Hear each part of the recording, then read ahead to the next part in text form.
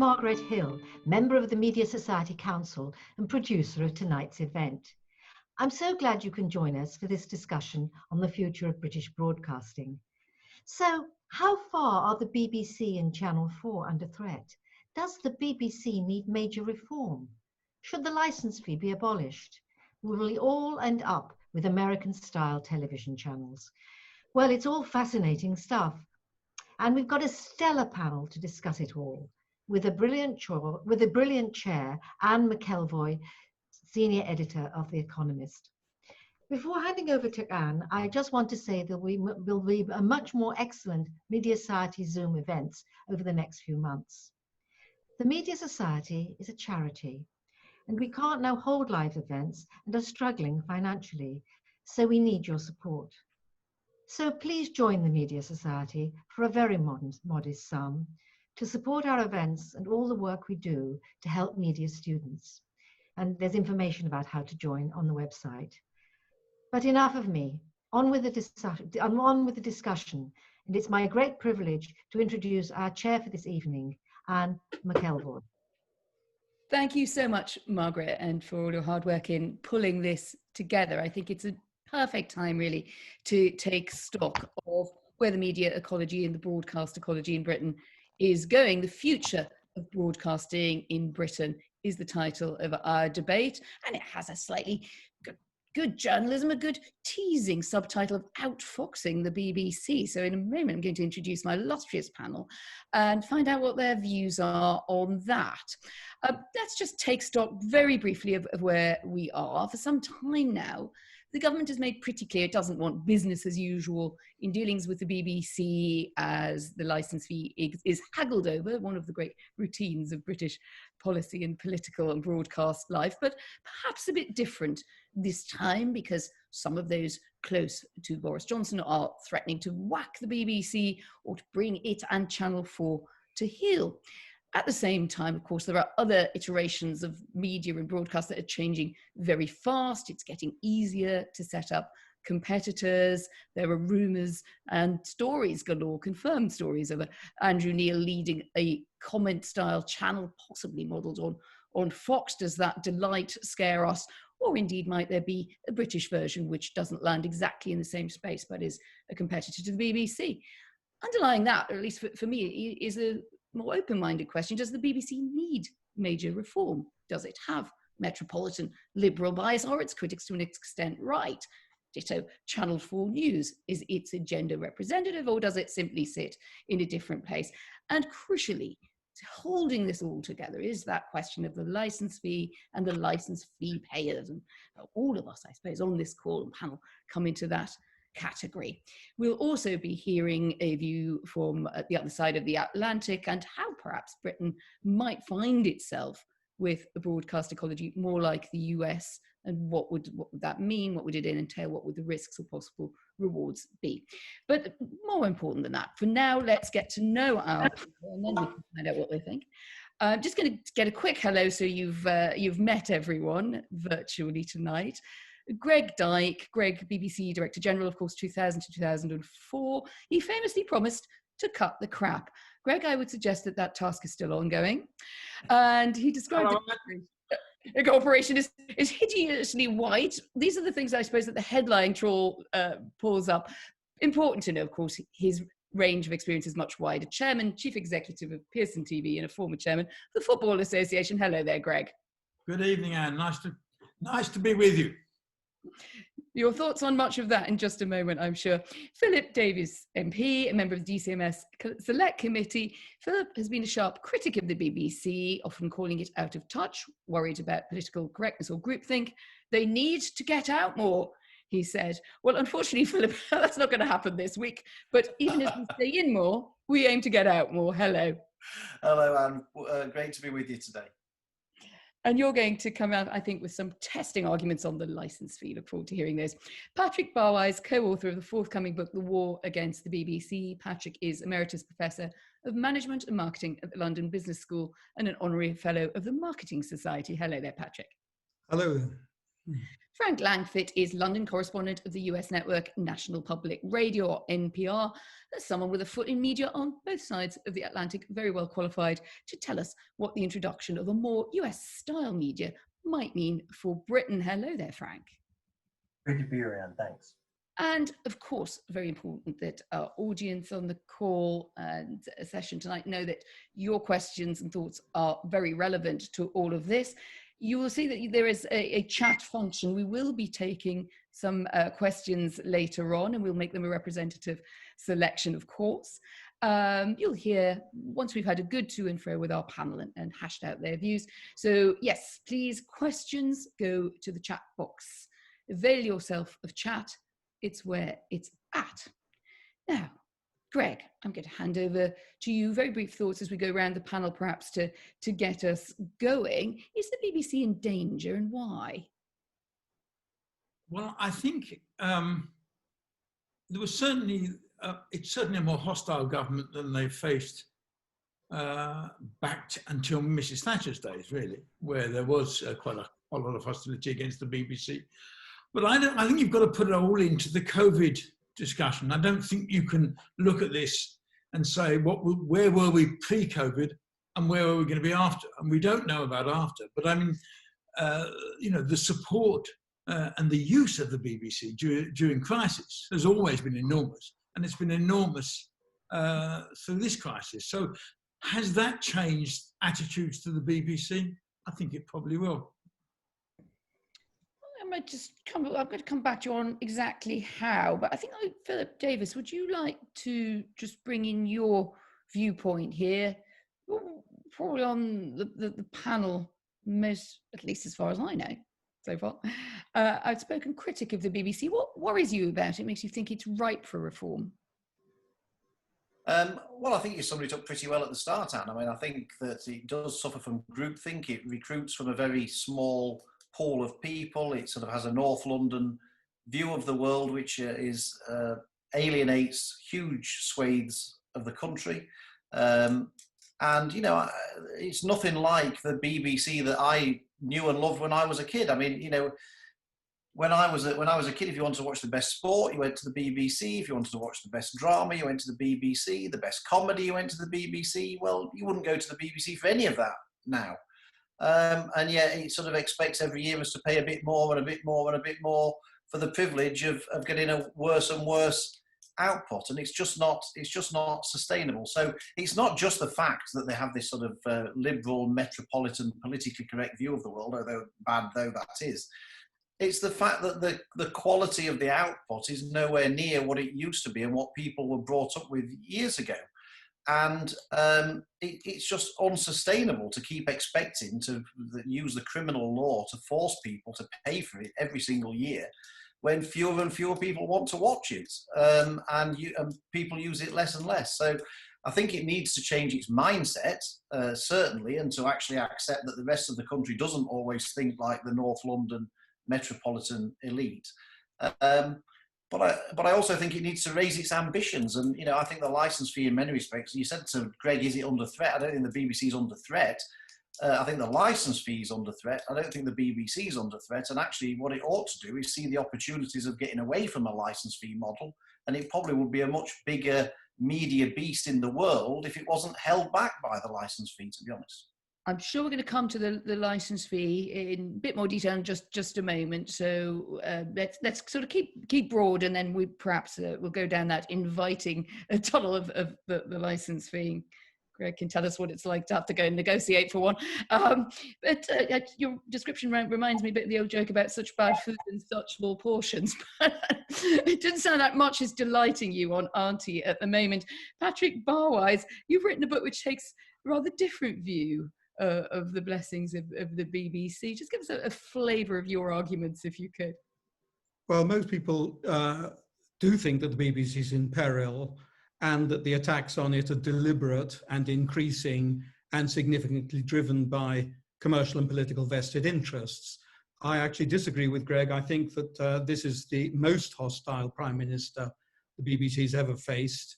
And whereas Margaret Thatcher did believe in proper due process and had Willie Whitelaw by her side, the current Prime Minister has Dominic Cummings by his side, who's a very different kind of conservative. There are lots of myths about the BBC, and the book really focuses a lot on those. It's claimed that the BBC is still expanding. It does too many things. It crowds out commercial competitors. The reality is its real public funding is down 30% since 2010, thanks to the cuts forced through by George Osborne after consulting Rupert Murdoch, but not the British public or Parliament. Osborne has done more direct damage to the BBC than anyone ever, but he was one of the BBC haters seriously proposed as its next chairman until he withdrew because the money wasn't good enough. The truth is that the BBC has been getting smaller for 10 years in a growing market and with increasing content costs, and the crowding out claim has been repeatedly shown to be nonsense. The other myths are about bias, that the BBC's output is left-wing, anti-Brexit and woke. These claims mainly come from a new US-style, very well-funded, illiberal metropolitan elite, always masquerading as the people. Now, bias is something of an inkblot test, but we have three types of evidence beyond individual subjective impressions. We have content analyses by academics published in peer-reviewed journals. We have opaquely funded studies by right-wing think tanks, and we have what the public thinks. And despite what Philip says, the public must be a great disappointment to the BBC haters. They keep consuming its services on an astonishing scale, an average of 18 hours per person, not per household, per person, per week. And despite relentless efforts in the dominant right-wing press to persuade them of its bias and untrustworthiness, they persist in trusting it far more than they trust any other news source. It must be very frustrating. Thank you. And I would just say they were a bit off the cuff tonight, rightly so. A little bit of my impartiality nerve just tweaked. We don't, I think, really know if George Osborne withdrew from the race to be chairman because the money wasn't good enough. He's not really in the room to defend himself, is all I'm trying to say on that one. I think that we could put that one down to Patrick's interpretation of the of that story. Several of my comments are interpretive. That is also fine, as long as, you know, I think we should just be a bit clear about the line between fact and comment. Right, Frank Langford, you're NPR London correspondent. You know this country well. You know the broadcast world on both sides of the Atlantic very well. Well, I suppose the obvious question for you is which model you look to at the moment, and what do you think that would tell us as we get going into this debate? I think there's a lot I understand a lot of the criticisms about the BBC. I should just also say up front, we have a studio inside the BBC. So until COVID, I was working inside the building often. So I'm familiar with how the company operates. I would say that the United States media landscape is considerably more polarized than the landscape here. And I would caution anybody in Britain as they look at what they want to see in terms of competition, market competition, in terms of support for the BBC, whether this is a road that they really want to go down. Because in my 35 years in media, the United States has never been so polarized at a personal level, a human level, or in terms of media. And part of this is because it was so marketized. And we can talk a little bit about why that happened historically, because I think it could be very instructive for people here in the UK. I wanted to just give you a few quick figures on a Pew Research Center report at the beginning of this year to just give you a sense of how people in the United States view different news sources. 61% of Democrats distrust Fox. This was in January. I'm sure it's a lot higher now. 58% of Republicans distrust CNN. None of the 30 sources that the Pew Research Center was trusted by more than 50% of all US adults. So we're now heading into an election where people cannot agree on facts. And I can tell you as an American living here for the past 4.5 years, there's considerably more agreement on facts in the United Kingdom than there is in the United States. And this is a real threat to democracy. You know, our democracy and your democracy is based on an informed electorate. And that's not what we have, and we used to have in the US. One last little note, and then we can go on to lots of other questions. The BBC is one of only 3 outlets more trusted than distrusted by both Republicans and Democrats in the United States.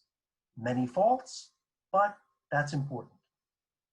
Great, thank you very much. That just wind up our prism a bit as we go into the rest of the conversation. So, Greg Dyke, just bringing this back to where we are now, what do you think is going to happen? And what do you think we had a new change of Director General at the BBC? I mean, read the runes for us a bit. I mean, lots of excitable quotes about Cummings saying he wants to whack the BBC, but in the end, it comes down, as you well know, it's the room where it happens, is it gets hashed out. What is going to come out of this, and what should the BBC ask for?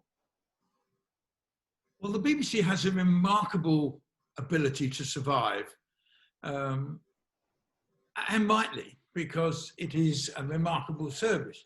I mean, we're going to come on to talk about the licence fee later, but I mean, if anyone invented that now, it would have no chance, and yet it has survived, and I suspect will continue to survive for some time. I was interested in Philip's point about how it's not as good a service as it used to be. It's very interesting. The research done to the BBC shows that every generation thinks it's not as good when they get old as when they were young. I don't think that's the case, actually. I think they're certainly in drama and in entertainment, they've done pretty well of late, given how much more competition there is. But what do I think happens? I don't think you can know. I think COVID does change the game. Said that, Greg, and I was very interesting that you made that as your starting point, if you like. I mean, do you mean that it changes the game because as some of its supporters hope, people, including in government and the pressure points in government, where, gosh, the country needs to rely on factual information, to Frank's point, it needs something to gather around, and frankly, you can't get out the living room much anyway. So is that the sense of where you're coming from, or do you simply think that it's changing everything and the BBC argument is now just as up in the air? I think times of crisis, and we're living through a time of crisis, and we're just going to go through it again. At times of crisis, people turn in large numbers to the BBC. That's the evidence, because they trust it. And I think that makes it much harder for a certain wing of the Conservative Party, and it is only a certain wing, it's not to actually make the sort of radical changes that they would like. So I think one of the interesting things from all the research I've ever seen is that the strongest supporters, or amongst the strongest supporters of the BBC, are in fact the South of England Conservative voters. And that's always been the bizarre situation when when the Conservative Party are there to change it. And I do think it's why, in the end, Mrs. Thatcher didn't do anything, because she could see that her supporters, her voters, actually like the BBC in large numbers. Quick counter challenge on that. I mean, if you talk to number 10, they're very worried, or not worried, some of them are actually quite happy that there's a lot of the red wall seats in the north of England. Lots of parts of the country feel underserved or don't particularly warm to the BBC. They think that the defund the licence fee campaign is strongest in those seats, or at least such is my information. What do you make of that? Well, there was always evidence that the further north you went, the less support there was for the BBC. Which is one of the reasons why, when I was Director General, we planned the move up to Manchester, because we just needed to, the North had to be better represented. And the amount of money that's been spent in Wales and Scotland and Northern Ireland was the same sort of move. Now, that isn't to say it's still not got a London or a metropolitan bias, not necessarily London, but metropolitan bias. But I think that's probably inevitable if that's where you're going to base the bulk of your staff, which is what broadcasters do. But I think the move to Salford has made some difference. And the interesting thing we did when we planned it was we moved the money rather than just moving production departments, so that if you want a commission from that part of the BBC, you've got to go to Salford. You can't do it in London. Well, let's sort of throw that idea around a bit and where it might leave us in terms of what's likely to happen around the license fee and that big sort of world of change that seems to be lapping at the BBC's feet. Patrick Powers, you clearly don't really approve of it, but it is what's out there. We've got a new Director General.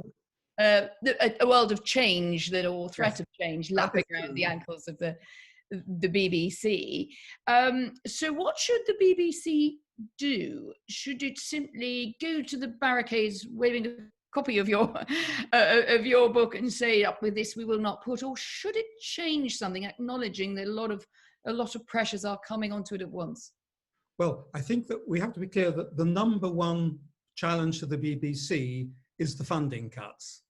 Right? That if the BBC's public funding had simply kept pace with inflation since 2010, not increased in line with the growing real cost of content and distribution, but just kept pace with general inflation, its income would be nearly 1.4 billion per annum more now. And all of these issues about doing more outside London, doing more for younger people without losing touch with older people, and so on, it would have the resources to do that. So I agree with Greg. It's actually fairly astonishing how well, with this enormously reduced funding, the BBC has actually managed to... You don't buy the argument that under Greg and other ambitious expansionist DGs in the New Labour years, the BBC did undergo quite considerable expansion, and it's not an unreasonable time to look at that and its impact on the broadcast ecology, the balance.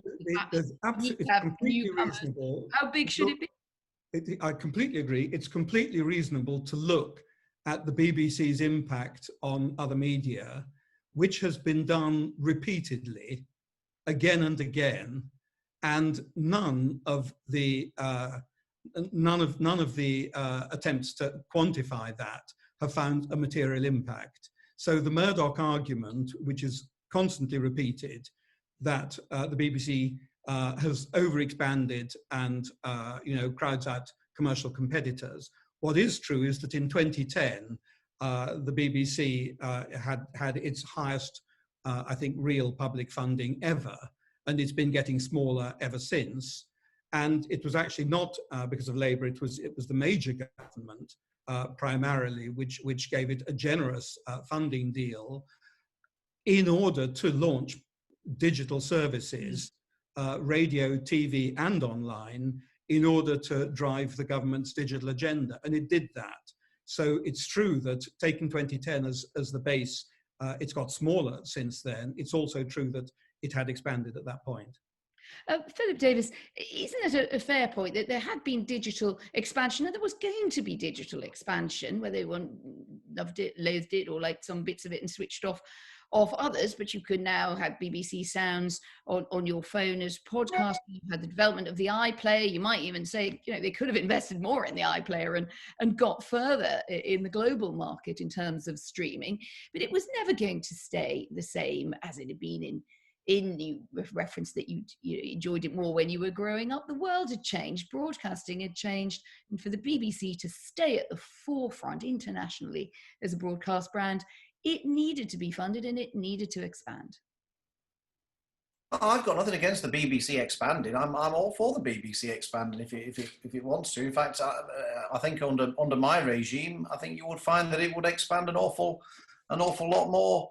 I think, and Frank let the cat out of the bag. He was saying how trusted the BBC is in the United States of America.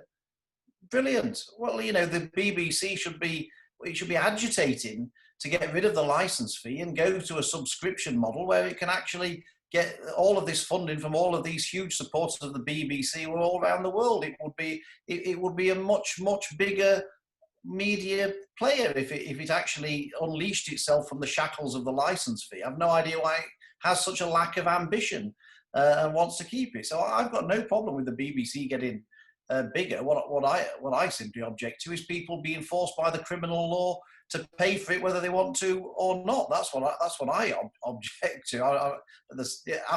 Beyond that, it can grow to be the biggest media company in the world. In fact, there's a very good argument that it could easily do that if it released itself from the shackles of the license fee. Isn't the argument one that a lot of your own colleagues on the Tory benches have had to, including John Whittingdale, who was initially rather attracted by a subscription, have had to take seriously, and Patrick Barwise's book, I think, goes into this in some detail, is that it is very difficult. It's technically very difficult, and it's going to take a very long time. So the BBC would be agitating for a subscription model that it couldn't deliver. It would certainly stop it being at a universal scale, and it'd be very difficult because you need to change something into conditional access that was universal. Does that not worry you in terms of who the likely losers from that process? Well, I don't know who the likely losers are. I mean, the BBC can't have it everywhere. They can't say that it's, you know, it's absolutely fantastic. It's brilliant value for money, which I think is sort of Patrick's point of view. It's trusted, it's great value for money, everybody wants to watch it, it's absolutely magnificent. And then on the other hand say, but if you went to a subscription model, nobody would subscribe to it. I mean, I don't follow that. Presumably if it charges Greg and then on to Frank. Presumably it charges the same amount of money for a subscription as it charges for the license fee. Everyone would be queuing up around the block to subscribe to it if it's so popular. So like I say, you can't have it both ways. You can't say, well, you know, if you go to subscription, nobody would buy it and it wouldn't be universal anymore. But on the other hand, say that because it's universal, everybody watches it. I just don't see those two as being compatible arguments. Quick thoughts or counter thoughts from Patrick and Greg, and then to Frank. Patrick, I imagine you agreed with all of that. Go on. Very quick. That Philip is misrepresenting the facts. It is not the BBC saying we couldn't survive as a subscription business. In fact, Tim Davie has explicitly said they would do quite well as a subscription business. Now, I do agree with Philip that the license fee is now becoming obsolescent in a world of increasing, you know, and actually linking the funding of the BBC to the ownership of a television set or any other specific device in today's market is becoming slowly obsolescent. This isn't a sort of burning platform problem, but it is a growing issue. And so what is actually needed, and I'm not saying we'll get it, but what's needed is a proper independent review of the options. Those should include subscription, okay? And there are two problems with subscription. There's a short-term problem, which you've alluded to, which is Freeview viewers, who tend to be older and poorer anyway, simply can't do it because you have to have conditional access technology. But even if you look at the long-term options, the problem is that if you had to fund the BBC by subscriptions, the costs would be much, much, much higher. And the price, in order to sustain the input, the investment in British content, would have to be at least 50% higher than the license fee. So, you know, there are trade-offs. It should be looked at properly. And I think that we will probably end up with some kind of universal levy. But I agree the license fee is you know, needs to be phased out. But it should be looked at objectively and you know, based on the facts. Universal levy, is that a sort of polite speak for a tax? Well, of course, the license fee is already a tax. I mean, yes, it's the German system. I mean, sort of technically it isn't, but it is. But would you rather just do it through the tax system? Well, that's another alternative, is to do it out of the regular tax system. But, you know, public funding for public service broadcasting is a tax. You can wrap it up in different ways, but it is public funding we're talking about, yes. Greg, I'm just going to throw it back to you, then bring in Frank for another perspective. But we might as well talk about the license fee versus subscription now. And anyway, our time is moving along. So where do you come out on this? I'm always really interested because you're not, in some ways, a completely typical BBC XDG. You've had a lot of experience in commercial sector. In many ways, you know, I think you've got quite a strong market streak in you. But where do you then see the balance of goods around the license fee and its slightly holy cow status in a lot of the BBC, and what you might get out of a subscription service? What's your feeling? As I said earlier, no one would invent the license fee today. No one would say, look, we're going to fund the BBC by you having to pay a certain amount of money if you've got a television in your living room. I just think that wouldn't happen today, but it is there. I agree with Patrick. I don't think it's there long for forever. I think there will have to be another way of publicly funding it. What matters, I think, to me, is universality. In other words, everybody can get it. And the moment you take that away, I think the BBC loses something, and I think the country loses something. And that's why I like Patrick's idea of having another commission look at it, have some people on it who are really open and interested, and saying, look, we're not going to sit here and die for the license fee, but how else do we fund this service, the bulk of which should be universally available to everybody? Philip, Davis, that universality and the idea of a glue, is that not something you talk about the sort of the potential of subscription, and the BBC is a potentially very good and lucrative subscription service, but you would lose that, wouldn't you? You would lose that sense in a world of few certainties of something that everyone has access to simply by the license fee and being able to access quality news, current affairs, drama, entertainment. I don't think so. I mean, there'll always be certain moments in the world when the country comes together, and different broadcasters will broadcast it, and I don't think that's a problem. And I don't think it needs to be the BBC.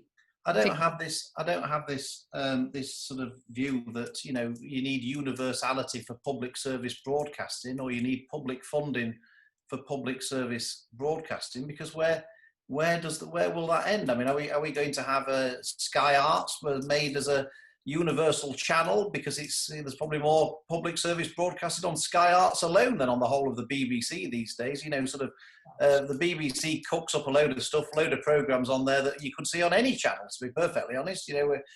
Programs like, I don't know, Ready, Steady, Cook and all this kind of stuff could be anywhere. Nobody knows probably which channel they're on, because they're all so much of a muchness, Homes Under the Hammer and all this kind of thing. It requires that you have So I don't really see that the BBC is this great beacon, that everything you watch on the BBC is this great sort of public service broadcasting that you couldn't get anywhere else. Most of it you can get somewhere else, actually, and probably a damn sight better. And like I say, other places like Sky Arts develop lots of public service broadcasting, not under public funding. So I don't really see the argument, to be perfectly honest. Frank, you've been very patient. It must be said NPR in the American sort of broadcast world does sit sort of where the BBC is roughly in the British debate, and as you highlighted very well in your opening remarks, that you thought that this bifurcation and this extremes of bifurcation and moving away from each other of the so-called liberal or left liberal broadcast world in the US, and the conservative one had been damaging. But didn't it happen because broadcasters, including the good old quality broadcasters like the NPR family, were out of touch with large parts of the country? I think if you look back historically, you actually want to start with Newt Gingrich in 1994, when he was running for Speaker of the House, and he changed the way people spoke about politics in the United States. And it was a calculated attempt to take over after the Republicans had been out of power for a long time. And then 1996, you have Roger Ailes and Rupert Murdoch creating Fox News. It's all a design. And that was the beginning. Having lived through it, I can tell you of the real polarization of American news media and American dialogue on Capitol Hill. I covered Capitol Hill in the mid-90s myself. I'd like to come back to a couple of things about the license fee. From my perspective, it's a double-edged sword. NPR only gets 2% of its funding from the United States government. Most of it comes from ordinary listeners who voluntarily give us money. We also get underwriting, which is a nice word for advertising, for our shows and our podcasts, which are growing very fast and making a lot of money. So our business model continues to evolve.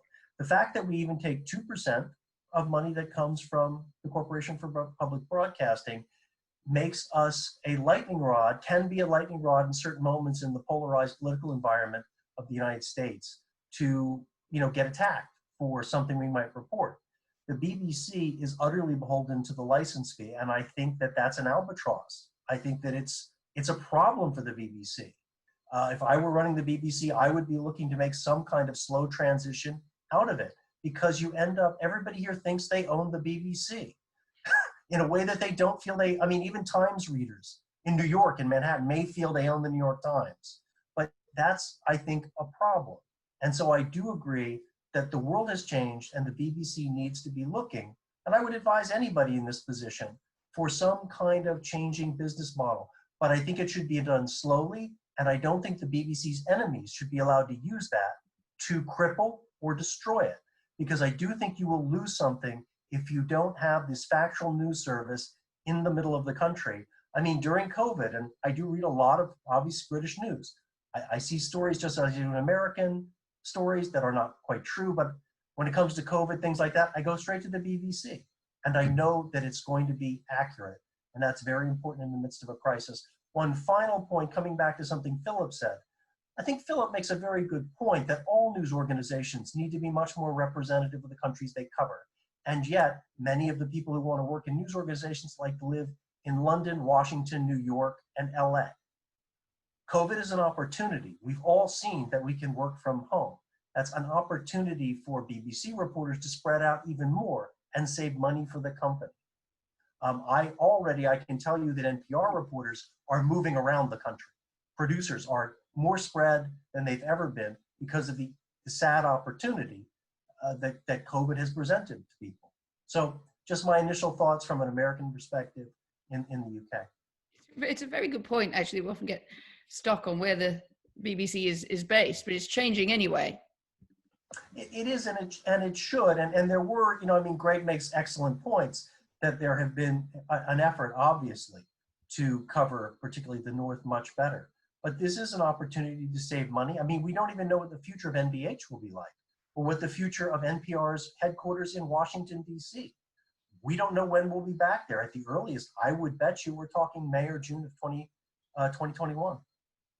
Let's a few sort of brass tacks that perhaps those on the call and beyond would find me remiss if I didn't raise. So I just thought I might go around you, starting back again with Greg, and ask who you'd like to see as chair of the BBC, because applications are open. I think I found it on the government website, along with tuberculosis control in Welsh farming, in that marvellous way, which public appointments are all there in the Cabinet Office website.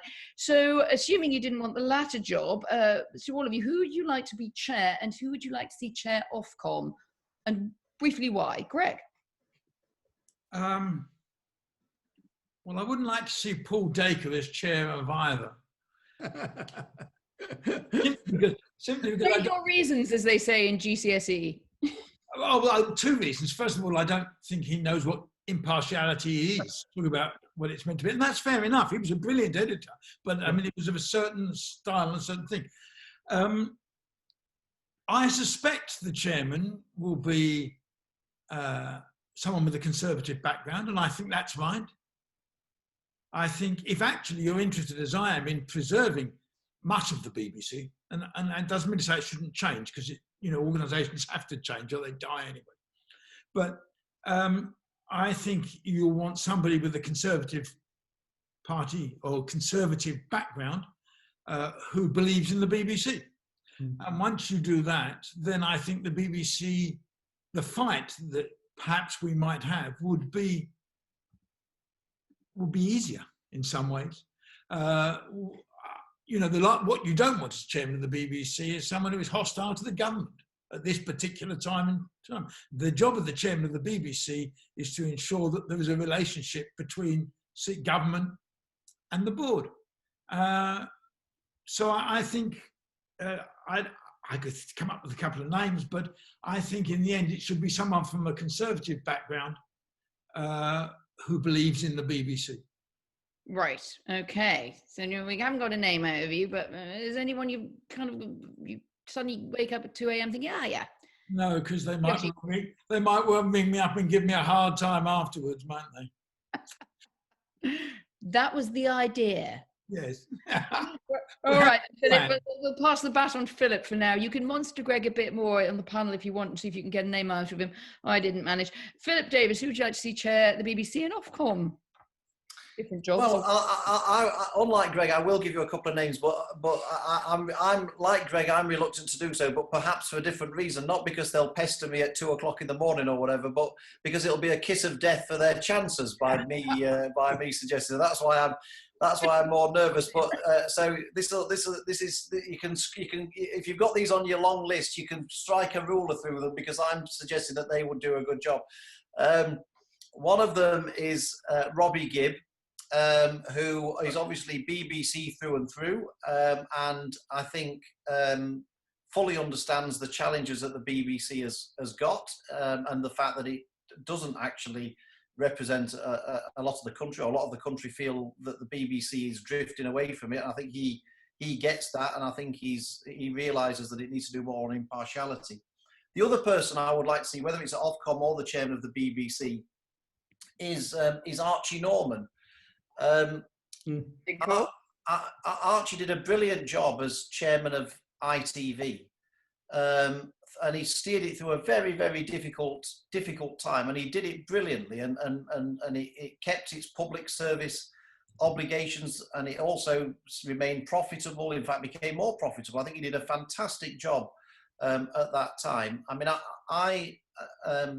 I'm fond of Archie because I used to work with him at Asda. He was sort of he was a brilliant chief executive and chairman of Asda when I worked there before I became an MP. And and if anybody can sort of transform a culture in an organisation that needs some transforming, I think that Archie Norman is one of the best people in the country for doing that. Now, whether he'd give up or being the chairman of M&S, which he's doing now, or whether he'd need to or whatever, I don't know. But that's who I think he would be a brilliant chairman of either the BBC or Ofcom.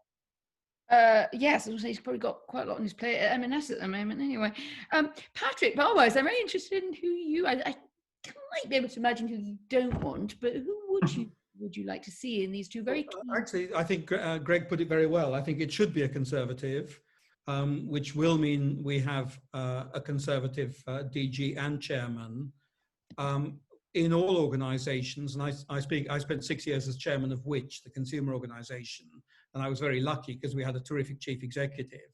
And so I'm someone who believes that chief executives and their teams should run organisations, and the job of the board and the non-execs and the chair is to be a genuine critical friend. And both of those words matter. And so the relationship between the chair and the DG is the absolutely crucial one. And the other things I would say is, in both cases, what we need is proper process. And I've no idea whether these right-wing names and BBC-hating names that were floated, I mentioned Osborne, but there were, Dacre and even Charles Moore, whether that was purely mischief-making by Dom Cummings or whether it was serious, but it was obviously wildly inappropriate in terms of the process. So I would just make a bid for a proper process, but it should be a Conservative. It should be someone who believes in the BBC and its vision. The BBC does not need radical reform, but it certainly needs fast continuing evolution, partly because technologies are changing so fast, but also because the political environment is so hostile. Can I just remind our audience, we're coming about to the last, nearly just perhaps 5 or 10 minutes of debate, but we'd love to have some more questions in from you as well. And you must have heard something inspired you or you disagree with profoundly so far. And I think that would be really, sort of nice and give us some sense of what you're all thinking on this call as well. So do feel free to use that chat. Can I just come back?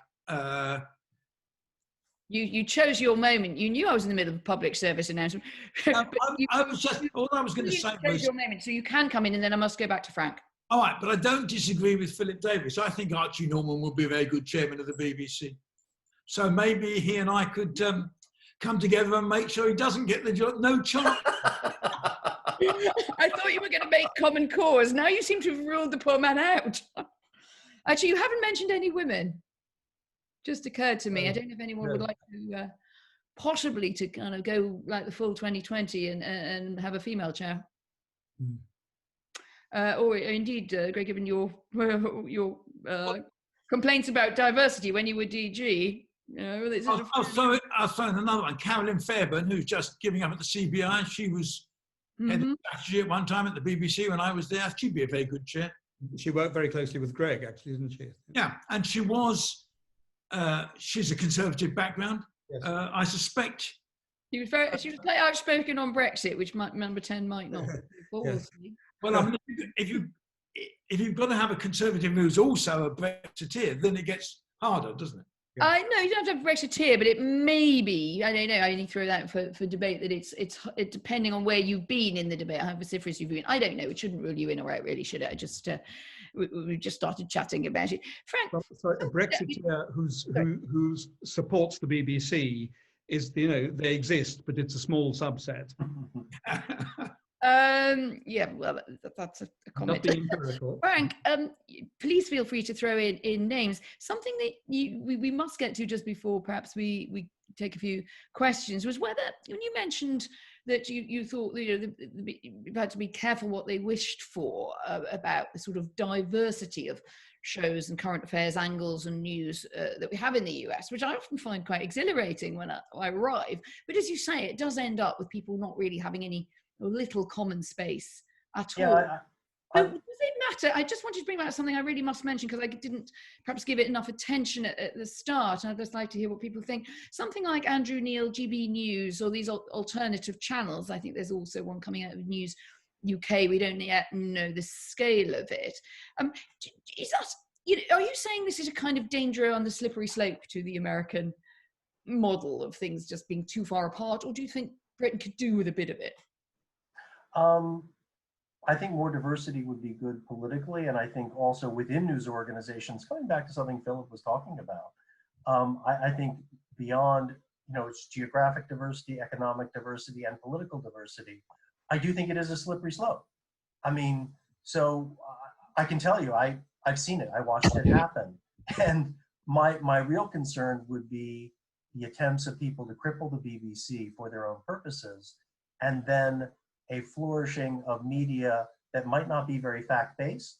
The business models would be based on some of the business models that we've seen in the United States, which are to scare people, to frighten them. Those are the business models, certainly, and they can be very, very successful. It was part of the genius of Roger Ailes. So yes, I do think that you are potentially on a slippery slope, given what I've watched unfold over the last 2 or 3 decades in the United States. Right. If I could just counter-challenge that, would it be almost saying there's no kind of, you're not really allowed to want to set anything else up? I mean, well, you know, I come from an even more, doesn't it? I'm not saying that, I'm just saying that I think you want to look at this landscape right now and think very carefully about what you might want to see as citizens, not in terms of Ofcom. You know, we have the FCC, but we don't have anything really like Ofcom. It's quite different. So I also come from an even more capitalist media landscape than we have here in the United Kingdom, for sure. So, I mean, I would be encouraging, I think it's great that different news organizations are going into radio, that if people want to start their own TV channels that are center-right, I'm certainly not against that. But I just think as British citizens, and the fact that we have journalists on this call, and this is the media society, it's worth thinking carefully and maybe learning from some of the mistakes that have been made in the United States. I don't know that you want to find your politics and your dialogue among citizens as polarized as ours is. And certainly the media landscape has undoubtedly contributed to that. And Greg Dyke, with your commercial background, or commercial TV background really, I suppose, what's your gut feeling when you see outfoxing the BBC is the sort of headline thought for at least part of the debate that we're having. Do you think this is a slippery slope to Fox and to dividing the country, or do you think? I think the problem to have a few more players. I think the problem. I mean, we have a requirement of impartiality on our public service broadcast in terms of news. And by and large, they do it pretty well. I think Sky do it pretty well. I think ITV do it pretty well. I think the BBC does it pretty well. Once you don't have that, exactly, then what you get is people watching the news they agree with. So then there is nothing that surprises them. There is nothing that challenges them. There's nothing that makes them look at that and say, oh, maybe that's interesting. And I think that's what Fox has done in the United States, that actually, you know, if you're of a certain political persuasion, you watch Fox and that's what you watch. And therefore you get a news that is not impartial in any way at all, and doesn't pretend to be. And I happen to believe that the aim for impartiality is what we should continue with. Philip Davis, I got the impression you'd quite like a bit of competitive vroom. Any constraints on what that should be like, or where should we start to think about that? And does the idea of sort of Fox or foxing or outfoxing the BBC actually give you something to look forward to? Some people think it's a matter of absolute dread. No, I mean, I'm for competition. It's really, let people, let the viewers decide what they want to watch. I don't really, I'm not a big fan of this idea that sort of these self-appointed sort of people usually in London, certainly the metropolitan world, deciding what is best for everybody else that they should be watching. You know, we representing ourselves, believe that you, the great British public, should watch this particular news outlet because we think it's good for you to watch that particular news outlet. Well, I don't really share that kind of patrician kind of attitude. I think the public are much better for deciding for themselves what they want to watch. And if you get people who come with a very, I don't care, frankly, whether it's a centre-right broadcaster or a centre-left broadcaster. Let people choose. And I would much prefer, to be perfectly honest, if we had a more honest approach at this, because I did notice, I'm sure it was an oversight, Greg, but you didn't mention Channel 4 News in your list of organisations that you thought did a great job at impartial news. But how on earth Channel 4 News sort of masquerades itself as being impartial, Lord only knows. And so I would much prefer it if we were a bit more honest and we all knew that Channel 4 News, for example, was coming with a very left of centre agenda and someone else was coming with a right of centre agenda. That would be much more honest than we've got at the moment, which is basically left of centre broadcasters masquerading as being absolutely politically neutral when we all know really that they're not. Last thought. Who is? Sorry, Greg, come back, and then Patrick Barwise, and then we must go to questions. When you say we all know it's not, you mean you don't think so? You can't say we because everybody doesn't think that. All the evidence. Well, Greg, when Terry Burns, and you can check the Hansard record of the transcript of the Select Committee hearing. When Terry Burns was chairman of Channel 4, I berated him about Channel 4 News and the bias, and Jon Snow in particular.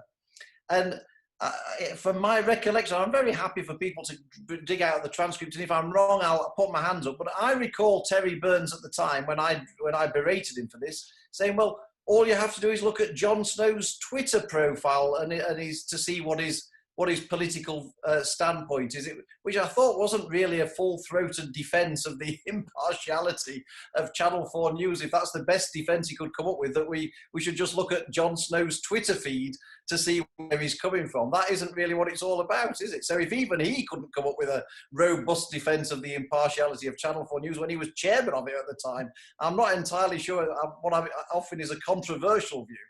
Listen, very quick thought if I could, sorry, I'm just aware Patrick Barwise hasn't come in on this round and should do so. And that's about the sort of risks and rewards of foxification, greater diversity of supply. And then we've got some great questions, so I'd like to go to them straight. First of all, we have an extremely competitive broadcast market. So the idea that people sort of have particular news forced down their throats is just not the case. They have enormous choice. We do have these rules, unlike the US, we have these rules that all broadcast news has an impartiality requirement, which is judged by Ofcom. And two things about that in terms of the public. The first is that when you ask the public, is this important? Then they overwhelmingly say yes, having impartial broadcast news they can rely on, knowing that the newspapers are more opinionated and generally skewed to the right. And, you know, the public values that. Secondly, when you ask the public, is the BBC, Channel 4 News, the other broadcasters, but the public perceptions aren't actually very great in terms of what they think of the different broadcast news. In general, people on the right do tend to think that the BBC and the others skew to the left, and that's more true of people who are older. Younger people and left-leaning people think it's establishment and skewed to the right. So it's simply not the case that the public is being sort of deprived of news that they can relate to, broadcast news they can relate to. They value the impartiality and they perceive Ofcom and the broadcasters roughly getting it right, although there are individual differences.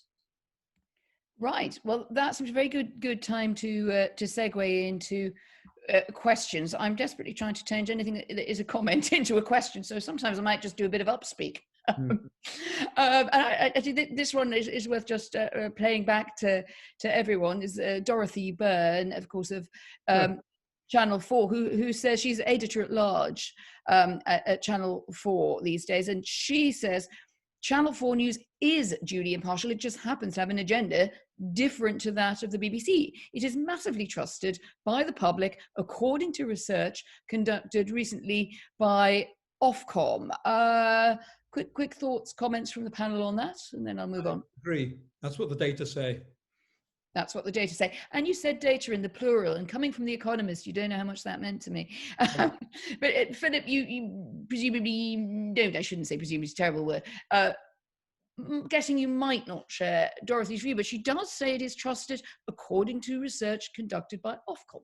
Yeah, but of course, you know, what we end up here is we have sort of, you know, left-wing, metropolitan, politically correct regulators, people at Ofcom, basically marking the homework of left-wing, politically correct broadcasters in London largely, and so no shock really that Ofcom think that these sort of metropolitan broadcasters are impartial. All I would say is, look, people at Channel 4 and on this call and all the rest of it, they're perfectly free to just, you know, ignore what I say and say that, you know, it's just me and actually everything's rosy in the garden. But I would say that actually, if they want to display that kind of complacency, they're in for a rude awakening. I can assure you that you get yourself up into Norfolk and Lincolnshire and Yorkshire and whatever and start saying that, you know, oh, you know, Channel 4 News, it's certainly not anti-Brexit and neither's the BBC. You're in cloud cuckoo land for most of these people, you know, but everyone here gives themselves a sort of self-satisfied pat on the back in the metropolitan areas, and I'm afraid it's just not like that in the real world, I'm afraid, and this is why I say that these broadcasters need to get out more. Right, great question. Can I ask Philip a question? No, sorry, do go ahead. I was focusing on the chat box. Do you believe that the data are collected by Ofcom within their own building, or do you think they commission a market research company to go out and ask people neutral questions, and they then get the answer? In the case of the BBC, the specific question is, there are two specific questions. One is, which one media source do you first turn to for trusted news? And secondly, which one media source do you turn to for impartial news? Those data are collected from around the country, including Doncaster, Leeds and Norfolk. Including. Patrick, I recall, I mean, it comes back to the old problem of which, if you don't mind me saying so, when, funnily enough, all of its surveys, the answers to the surveys always used to come back to fit the political views of the people at which, on the whole. And this is what you offer me. It's amazing how many times which were the great sort of supposed representatives of the people actually was sort of representing themselves and came up with all sorts of reasons to tell us that actually this was the view of the public as a whole. I'm just saying, feel free, come up to my constituency.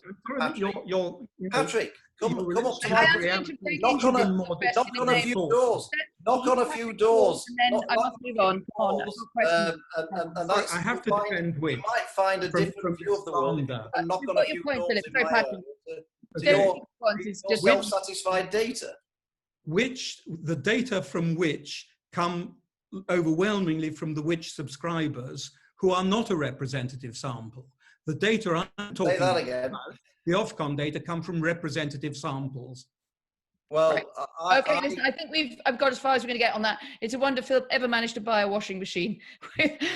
Max Gilbert asks, to Greg, Dyke, I'm happy for anyone else to come in, but I was dying to ask Greg this, and pleased you asked, what do you think of the BBC social media guidelines that came out last week, including, of course, Tim Davies' advice to BBC employees to avoid virtue signalling in their Twitter and other social media presence? Greg?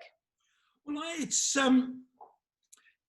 a very difficult issue, I think, personally, I think increasingly you're going to have to limit what your staff and what your presenters write and do publicly if they want to work for the BBC. I remember running the BBC during the Iraq War, where we said, look, if you want to go on a demonstration, you're entitled to go on a demonstration, but you can't work on our coverage of the Iraq War if you've been on the demonstration.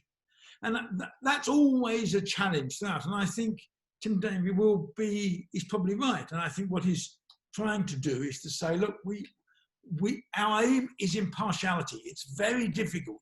But what I think there has been a mistake in recent years of allowing too many presenters to write opinion pieces which they probably shouldn't have been allowed to write if they wanted to stay as a presenter at the BBC.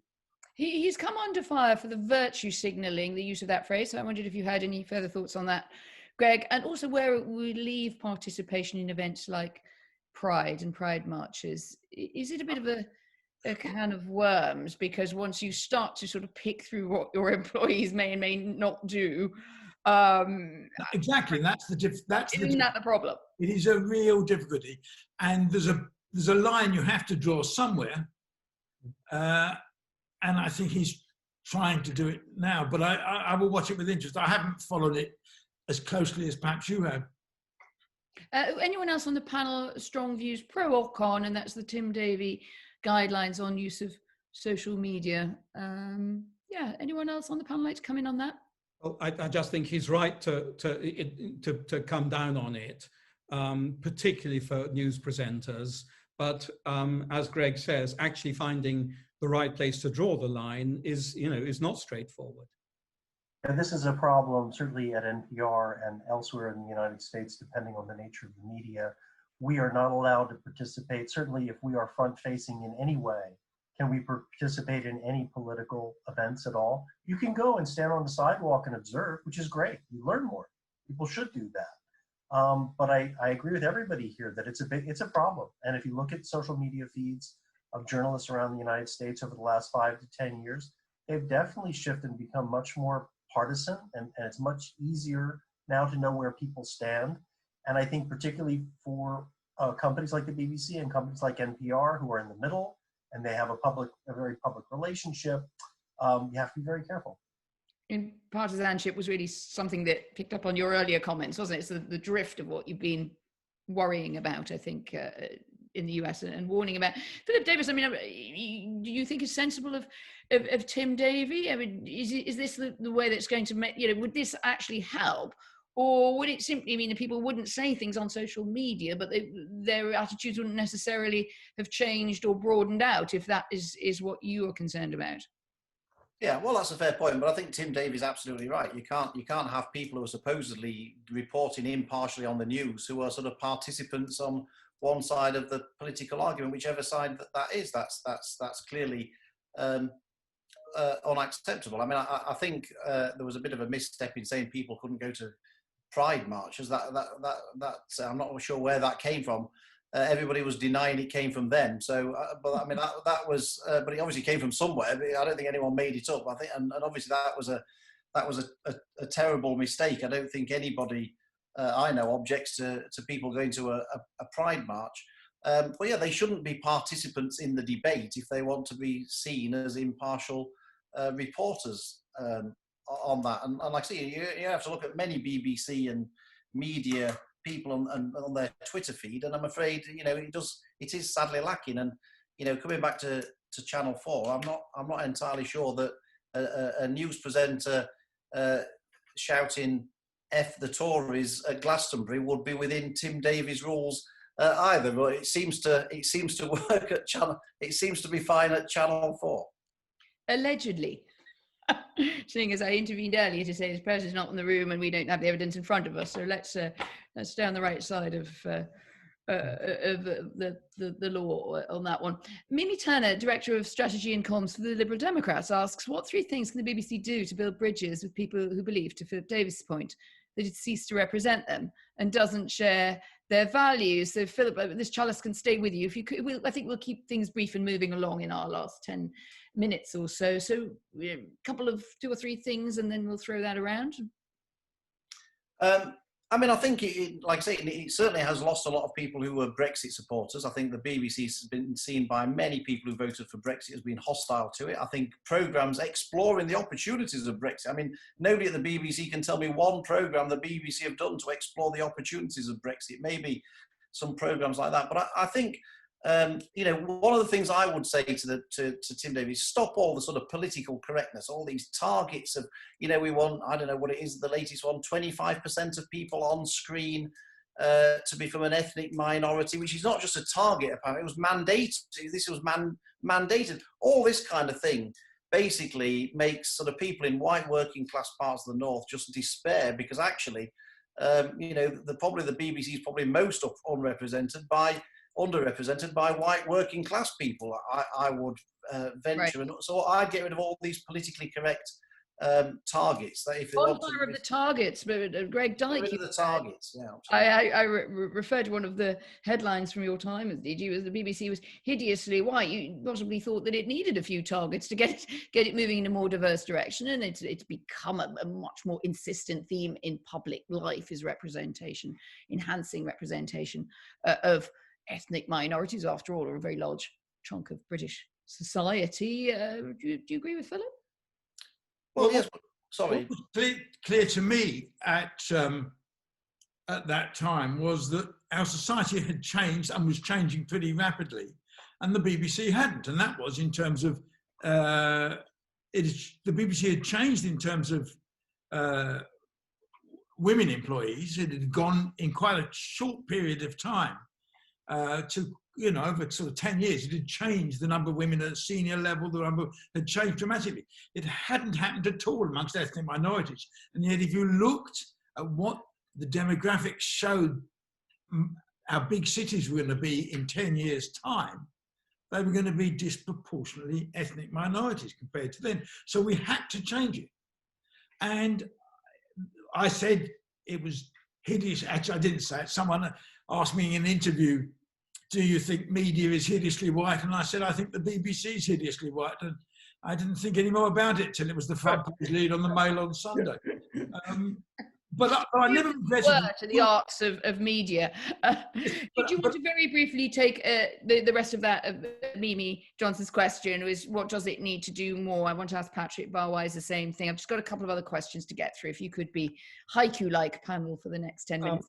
Well, I mean, I think he knows what he's got to do. I mean, they've got squeezed budgets and they've got to sort of make sure they do programs for everyone to keep everyone engaged.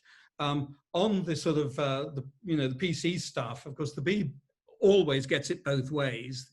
Their latest cock-up was the Rule Britannia one. Well, they didn't invent that. They had people banging on about how Rule Britannia, you know, was unacceptable these days.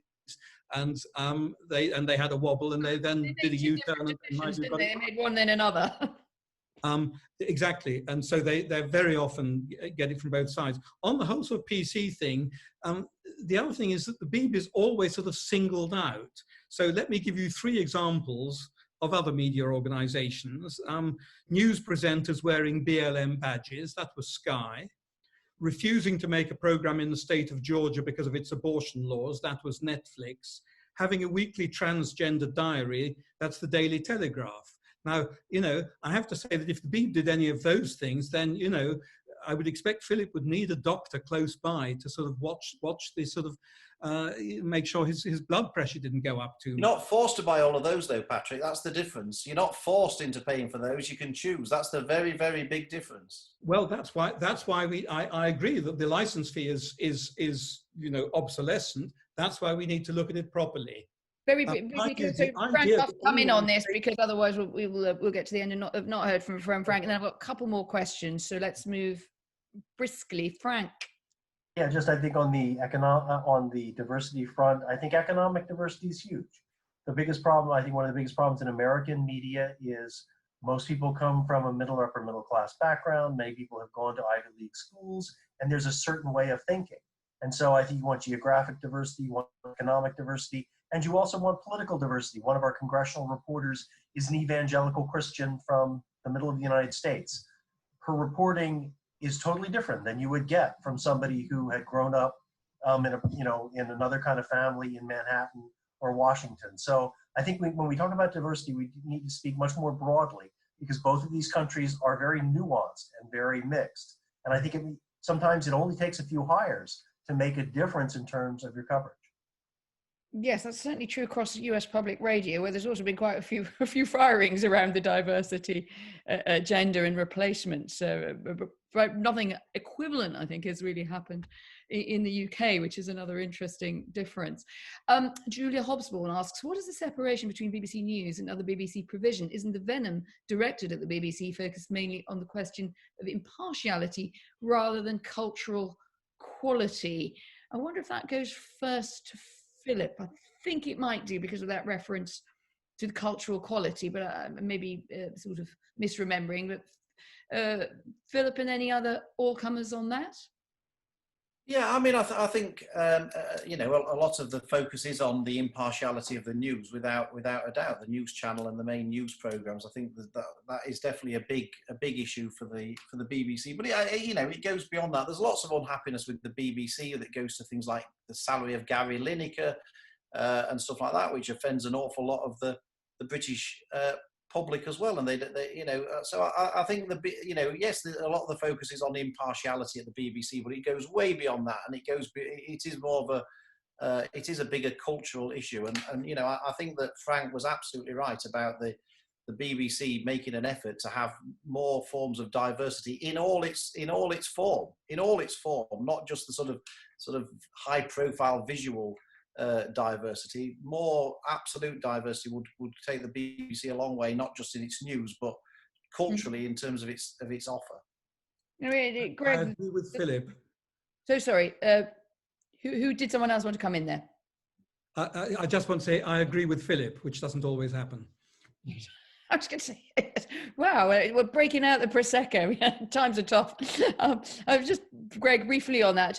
I think that Julia Hobsbawm, the sort of angle of her question is that impartiality is more the focus. In a way, if somehow that could be nailed, then a lot of this argument might go away because there is greater understanding or affinity for the BBC's breadth of cultural coverage, if I'm not misrepresenting Julia's view. But Philip talks about, I'm talking about Brexit. I mean, the Remainers were equally hostile towards the BBC and its coverage over the Brexit referendum and over Brexit. And I think it's true that once you do get these big issues and these big questions, John Simpson's once said, the BBC gets it in the neck from both sides. And I think that's probably inevitable in a way that Channel 4 News or ITV News and ITN doesn't. The BBC, and that's because I think the people believe that it is their BBC. And they're right. It belongs to them. It doesn't belong to the government. And it doesn't belong to the politicians. It belongs to the people.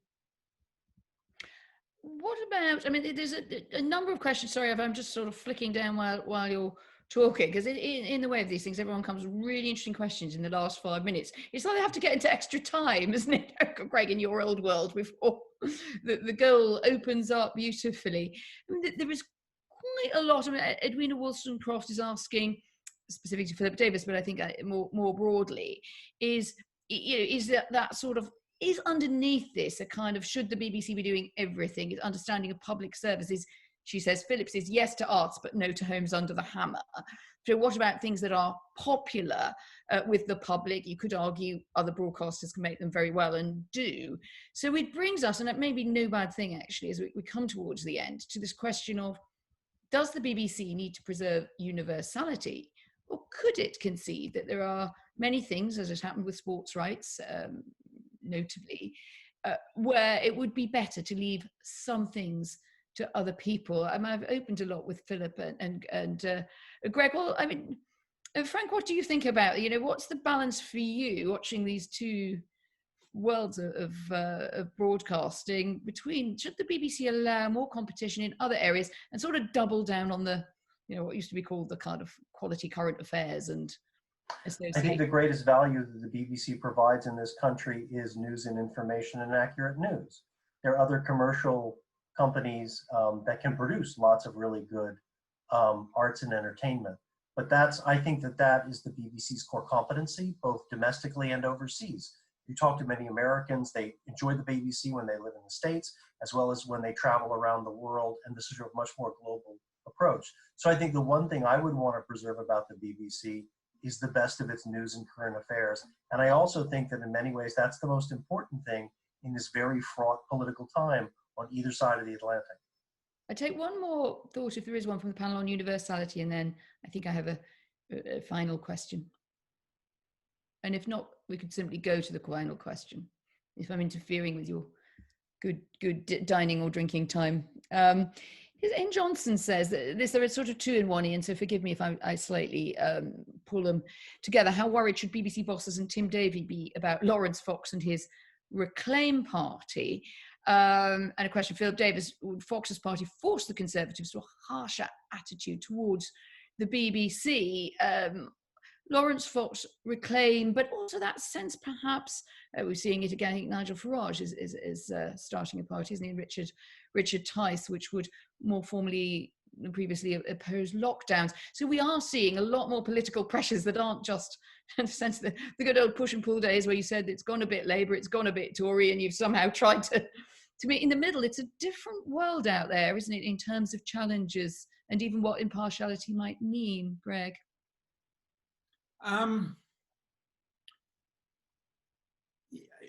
Yes, and the way that impartiality is largely defined is by the sort of share of votes that people get. And I personally didn't like the BBC's coverage of the referendum, because I thought they did it as they were doing a general election. And I thought, and therefore if you had a Labour person who was pro, you had to have a Labour person who was anti, and all the rest of that. And I thought that was not particularly well done. But I mean, look, we're going to live in a much more difficult world, and one of these days we will get proportional representation, and then it will be an even more difficult world. I'm not sure that you tantalised us with that thought or complicated things in your final comment. Patrick, would you just like to give something along the lines of that sense of this is a much more fraught and fragmented world, and it's one in which I know you see yourself very strongly as needing to defend the BBC, but the challenges are more multiple than perhaps they would have been had you written something similar 10 years ago? Well, yes, the challenges are greater. I mean, I think that the political challenge, I don't think Laurence Fox is sort of either here or there, to be honest. But, and I think if someone's quite as sort of attention-seeking as that, I have to say my personal response is not to give him the attention he so craves.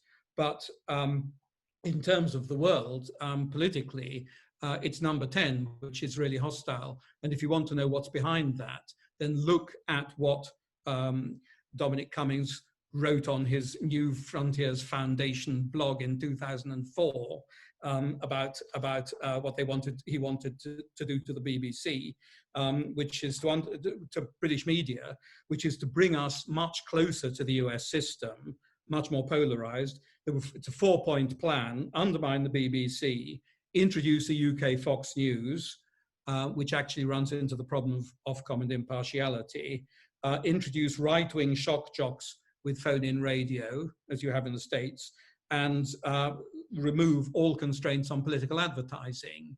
And it is that media ecology which has given us what Frank is talking about. And by the way, we now have some recent research from Zurich University showing that countries with strong public service broadcasters, the populations are much less prone to believe in daft conspiracy theories.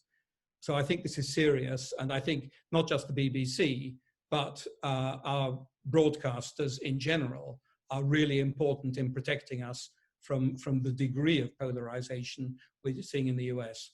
God, you're not going to visit Swiss TV on us, are you?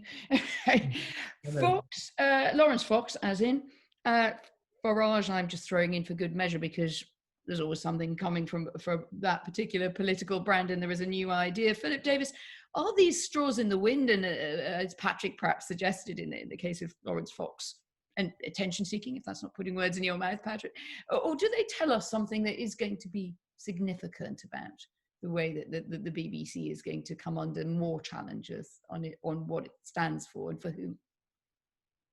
I think the BBC shouldn't see people like Lawrence Fox or Nigel Farage or anybody else as a threat, because in many senses they're not. But what they should learn from this. The problem with sort of Patrick's approach is, we just dismiss Lawrence Fox, he's just an attention seeker, and no doubt many people would say the same about Nigel Farage, and probably many people within the hierarchy and all the levels of the BBC would say the same. But what they don't reflect upon is that actually a lot of people in the country, whether they like it or not, share the same views as people like Lawrence Fox, and share the same views of people like Nigel Farage.